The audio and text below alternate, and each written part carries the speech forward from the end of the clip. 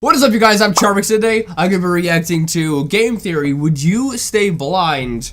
Close your eyes by the Game Theorist. Now I have no clue what to expect. Anyway, with that being said, the original link's in the description. Make sure you guys go subscribe to the Game Theorist. Also, forgive me for not being so energetic and like crazy. I'm really tired right now and I don't feel good.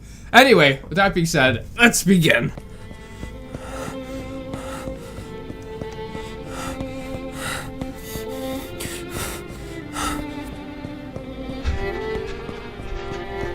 What is going on?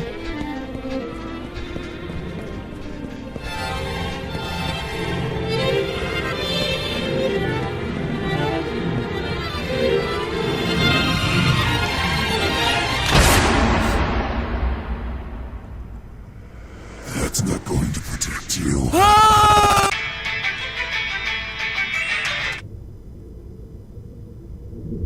What was that intro? What was that intro?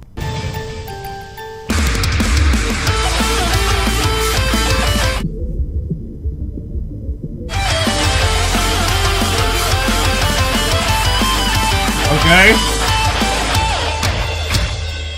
Hello, Internet! Welcome to Game Theory, the show that usually tries to encourage you to look at the world with both your mind and your eyes wide open. But not today, because I'm talking about Close Your Eyes. Hands down the scariest, or if not the scariest, the most WTF indie game I've played in 2018. Now, Is this a 2018 game?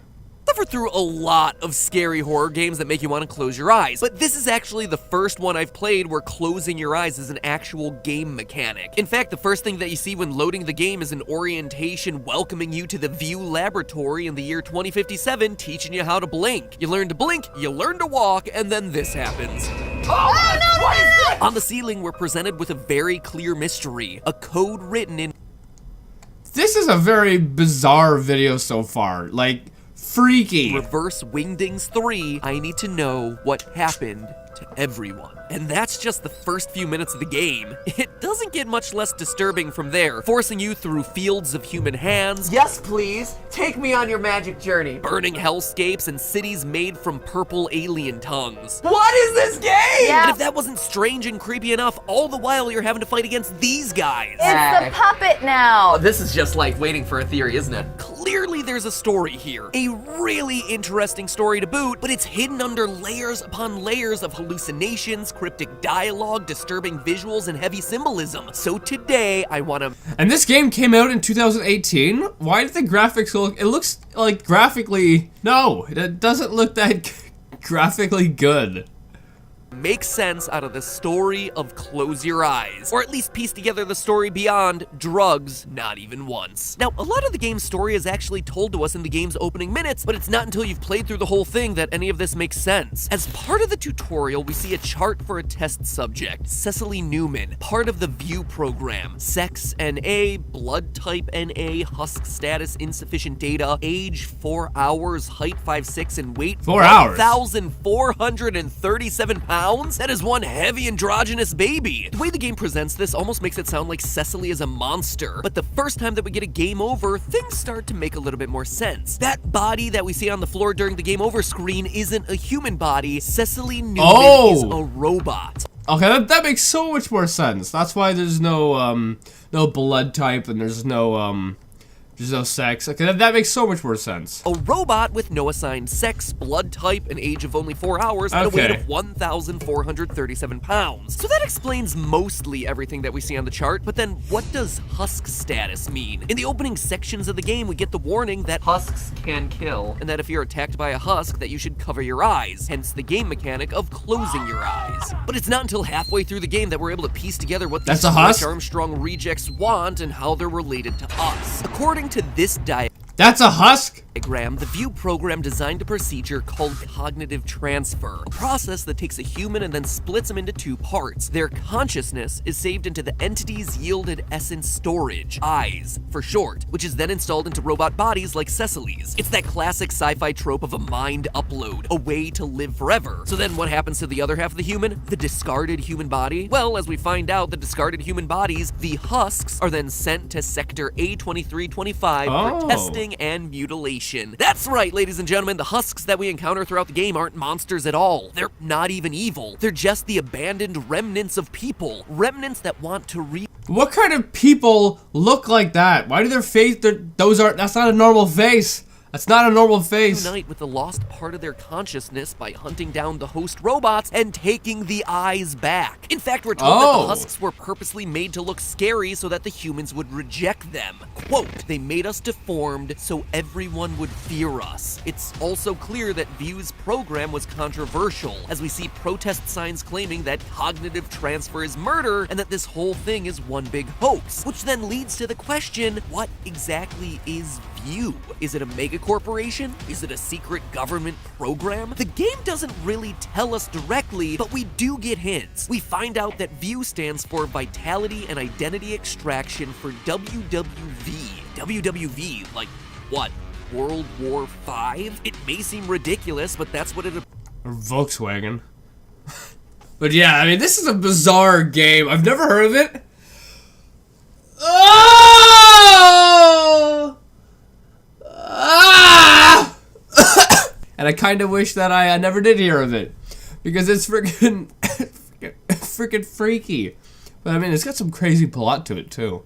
Appears to be. Remember, the game is set in the year 2057, and in one of the 4 possible endings of the game, the Husk ending, you attempt to free the Husks from the View facility, but as soon as you throw the gates open, you're met with this apocalyptic wasteland, a world that's been ravaged by war. That might be part of the reason View wanted to develop a cognitive transfer program to begin with. If you can take your country's people and implant their consciousnesses inside robot bodies with no need for Then they can live outside without food and air. food or water, it would be possible for people to hide underground indefinitely to wait out the nuclear fallout. Now, there's still one major character in this story that I haven't talked about, that dress-wearing robot that you see at the start of the game. I'm gonna call her the Witch. While the cognitive transfer program seems to separate human test subjects into 2 groups, the mutilated husks and the host robots, the Witch seems to straddle a line between both those groups. She has a robotic body, and yet she seems to speak as one of the husks, or at least speaks for them. Like when she says, They made us deformed. So everyone would fear us.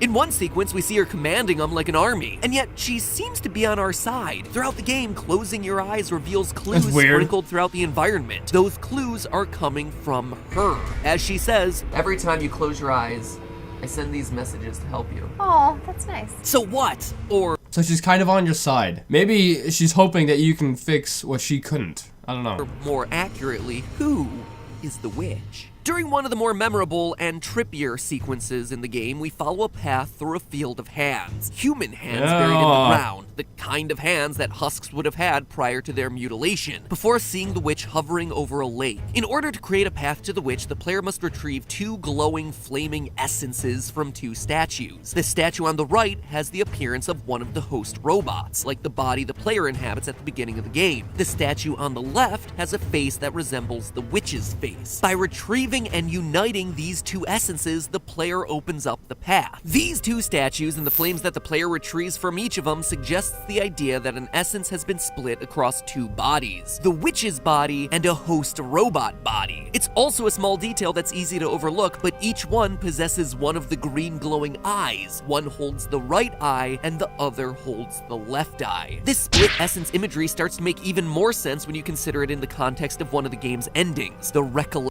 Speak for yourself. I'm still kind of confused on what the essences have to do with it. ending. In this ending, as the facility is on the verge of exploding, the player comes across the witch, trapped underneath some falling debris. By choosing this ending, you choose to give the witch your eyes. We can actually confirm that this is what's happening because we briefly catch a glimpse of an abandoned husk near the witch. At this point in the game, we've been captured by a husk and our eyes have been stolen. By giving the witch our eyes, the player implants their consciousness into her. We, as the witch, then choose to end our life by jumping into the abyss to escape the exploding View facility. The game ends with the uplifting message of, you opened your eyes. What's interesting is that this ending is called the recollection ending. Recollection suggests the idea of being reunited with your old memories, not discovering something new. So what? Oh, so wait, you're the witch? You're the witch the whole time? That's what it sounds What like. is being recalled through this ending? Well, it's simply the fact that you are the witch. Ah, Or to be ha, more gotcha! accurate, that you're carrying part of the witch's consciousness. That's why the subtitle to this ending is And that's why the witch or lady or whatever is trying to help you. Alright, that makes sense. That makes sense. You opened your eyes. You remembered who you once were. Cecily Newman is the true identity of the witch. This is further supported by a lot of easy to overlook details throughout the rest of the game. First, we know that the witch has 2 eyes. Near the end of the game, she says, "Give me back my other eye," which suggests that her consciousness has been split into 2 halves that she's trying to reunite. Half lies with the witch, and the other half lies with the player as the witch tries to guide him through a trail of breadcrumbs so she can be reunited with her other eye. This also explains the imagery we saw earlier in the dream sequence, with 1 host robot statue and 1 witch statue. It all makes sense now. It all makes sense now. This is a bizarre game, though. Half of a fiery essence, and when they're reunited, a fiery-eyed husk rises out of the water, a completed being. But the secret connection between us and the witch is held in the very opening moments of the game. See how there's a single husk here with the view-branded witch hovering over top of it? As we approach, the program glitches out and binary code flashes up. If you translate that binary string into regular text, it reads, "I can't see." Basically, the powers that be don't want us to face the truth. Our eyes were ripped out, and out of that, you created the witch. As soon as we start to be exposed to that truth, it causes the system to collapse. We also see this imagery of a lone husk kneeling on the ground appear at another moment in the game, right before the recollection ending, where we physically must touch the lone husk surrounded by the devastated, war-torn world to move the game forward. In the process, we've symbolically reconnected with ourselves before we cut back into the perspective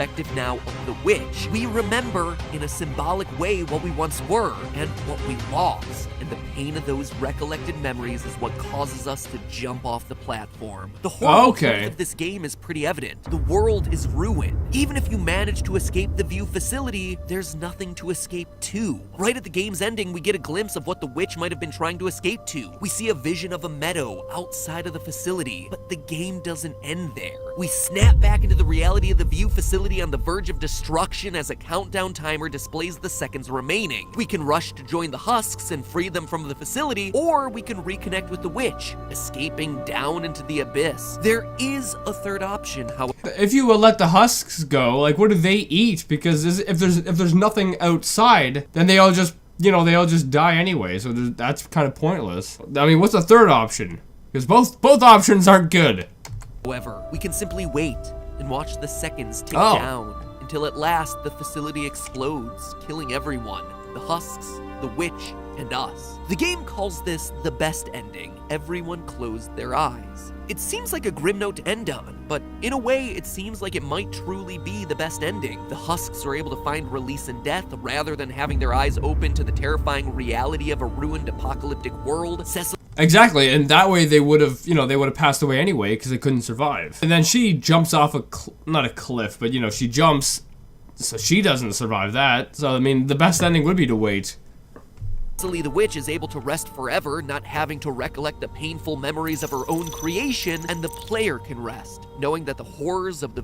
Wait, what do you mean her own creation? What did the witch create? Is she the one who created the laboratory? The facility have all been completely destroyed. Normally, we think about opening our eyes as a good thing. We want to seek knowledge and understanding. We want to be in... Well, you know what they say, ignorance is bliss, right? So, I mean, there is that to go off of. Enlightened about the world around us. We want to know the truth. And the game starts itself with a very clear mystery. That code on the ceiling saying, I need to know what happened to everyone. However, in Close Your Eyes, the best ending is the one in which everyone keeps their eyes closed. As the adage goes, ignorance is bliss. Exactly. And it's very true. It is very true. And while it's not an adage I often agree with, when it comes to a hopeless situation in a permanently ruined world, perhaps it is truly best to remain in the dark, blind to the misery and horrors that exist outside. Perhaps the best thing you can do in those sorts of situations is exactly what the game's title tells you. Close your eyes. And that is perhaps the scariest part of this whole game. But hey, that's just a theory. That's a good theory, too. Whoever designed this game, I mean, they really put a lot of thought into the story behind it.